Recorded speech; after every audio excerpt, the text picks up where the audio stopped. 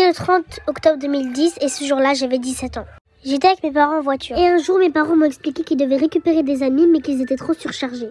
Donc un taxi a été réservé pour moi et 30 minutes en avance, un taxi est venu pour me récupérer. J'ai remarqué un accueil et une atmosphère louche autour de lui. Je n'y ai pas prêté attention et j'ai continué à regarder la route.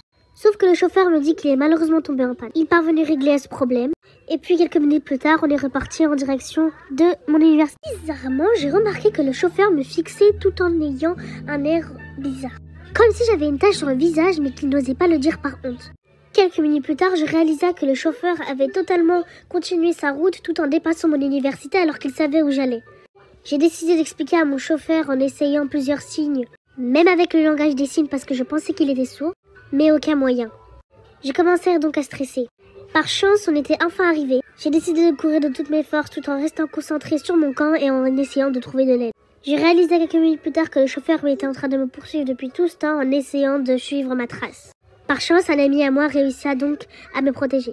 Il m'expliquait en réalité quelque chose qui me bouleversa, mais qui me fit de la peine. En réalité, l'homme avait expliqué que s'il me regardait tout en me fixant tout au long de cette atmosphère, tout en faisant exprès d'être resté concentré sur la route, c'est tout simplement parce qu'il avait vu sa femme à travers la vitre.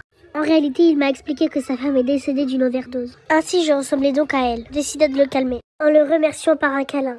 J'ai 21 ans et je donne des cours particuliers à des enfants en difficulté, notamment en première année.